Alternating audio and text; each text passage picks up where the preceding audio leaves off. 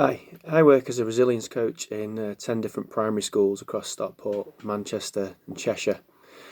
My work is trying to improve resilience through specific styles of communication. Over the last year, children have missed up to 6 months of school because of COVID restrictions, and there's a lot of stuff in the news around children's mental health. The work I do relates very much to what I call the child's internal narrative, and that is the story they tell themselves about themselves and the world around them. And that's really concerning for me, is the impact that this whole situation has had on children's narratives, both about themselves but also about the world around them. A child's mind, of course, is not yet developed, and I know even for adults that are hearing the perspectives that are put forward by the media, it's very difficult for adults, and they can be skewed and feel very fearful and not know where to turn or what to do, and it's a very stressful time for adults. So for children with their yet to be properly developed minds, the real negativity saturation that's out there at the moment is, I'm sure, causing great problems for children, and they have a huge worry about things that they don't really understand. So I think it's really important that there's an understanding of the challenges that children are going through at the moment, but also it's really important, having shone a light on that, to do something about it.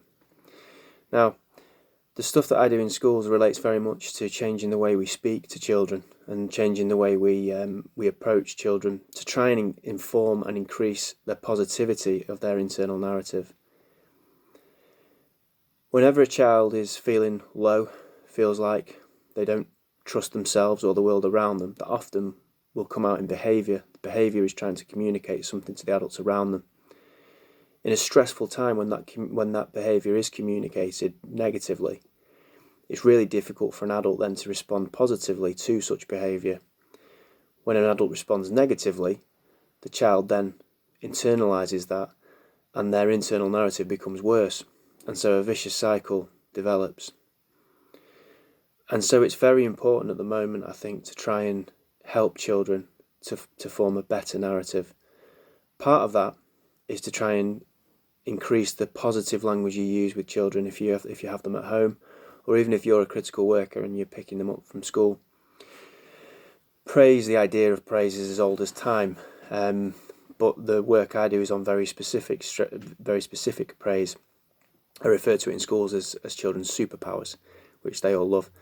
It's things like real life skills like adaptability, independence, determination, resilience, self-control, self-awareness, listening skills.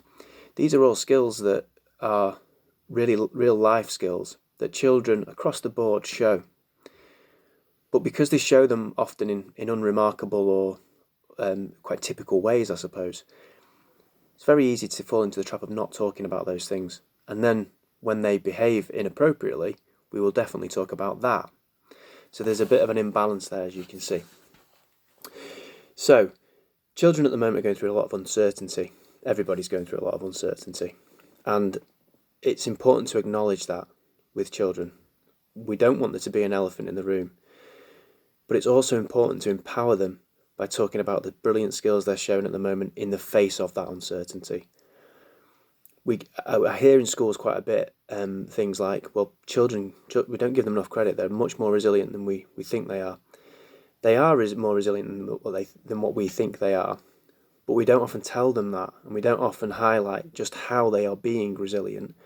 And I see that as a huge missed opportunity, especially in a situation like the one we're in now. They're consistently showing those superpowers I mentioned and those skills, and yet very often they're not hearing about them. So it's so important that we talk to our children, and by our children I mean if we're a professional and we're privileged enough to work with children, and I mean our own children in terms of being a parent. It's really important we talk to them about those superpowers that they're showing in the face of all that uncertainty. Now, obviously with little ones, children perhaps up to the age of 7 or 8, you would change that language. They wouldn't understand what adaptability meant, but you can say things like, you're really good in new situations, or when something new happens, you're always able to deal with it. You can say things like they're very cheerful, that they've got a brilliant imagination, that they're helpful, that they're caring.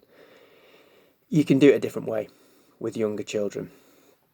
But it's so very important that they hear about these things. And as I said, I think it can be a huge missed opportunity if they don't hear about those things. Moving forward, as I said, there's a danger of taking for granted that children are resilient and not talking about how they're resilient.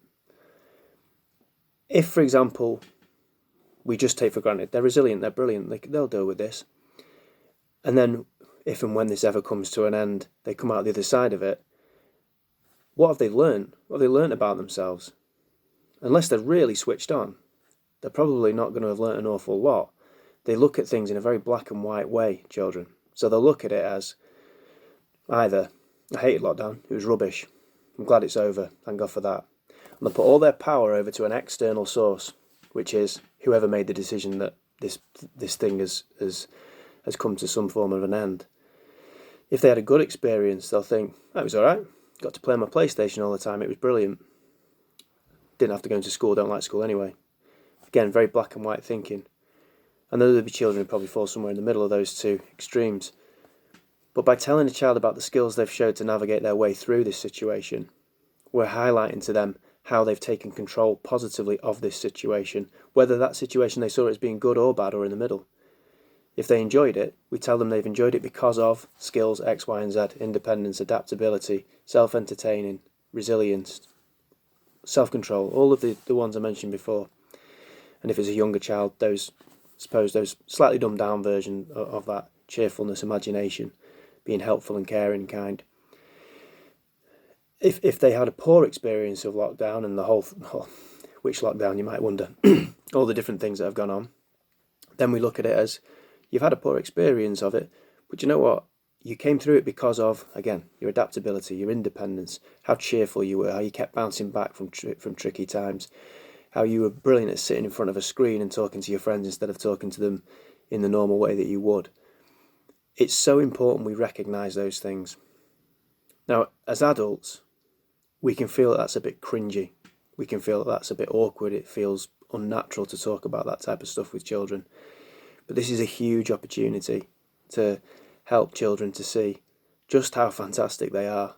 And as I said, it's that balancing it up. Yes, they're very resilient, but we don't want to take that for granted. We need to really see this as an opportunity for learning. Now, that will increase their internal narrative. That will improve their internal narrative. They will learn something moving forward from this, and that's crucial. The other thing I would say, a caveat to that is, I'm not sure that lockdowns and stuff are going to be a thing of the past. I'm really not. Unfortunately, I don't have much faith that this is going to be sorted out anytime soon, really. That's a personal view, personal opinion.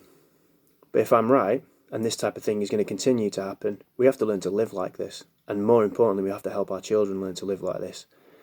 We don't want to, I'm sure, but we might have to. And if that's the case, then we can start that work now by, as I say, by our children. I mean, if you're working with children or if you're a parent yourself, we can help them to start to see those fantastic superpowers that they've got, and they are superpowers that they've got, so that they can navigate their way through this minefield that's going on at the moment for as long as it's going to take, and possibly indefinitely. So I hope that message has come across as helpful and just highlighted maybe a slightly different view on mental health with children. There's a lot at the moment that we can't do. We're finding, I know directly that children's mental health services are hugely stretched anyway. Before the pandemic, before coronavirus was even a recognised thing, there would be a 6 to 12 month waiting list for children to be seen by a mental health person if there's a worry about a child's mental health. So it was bad before, it's going to be horrendous now in terms of waiting lists and stuff like that. So what we've got to look at, it's okay to shine a light on the bad things that are happening, and we've had a lot of that. We really have to look, okay, in the meantime, what can we do? Might not change the outcome of this whole situation, might not change the outcome of the fact that a child might have to wait for 2 years to be seen by a mental health specialist. But at least we can look at maybe trying to find ways of helping them in the meantime. And if we can't get what we want, we have to try and help children get what they need.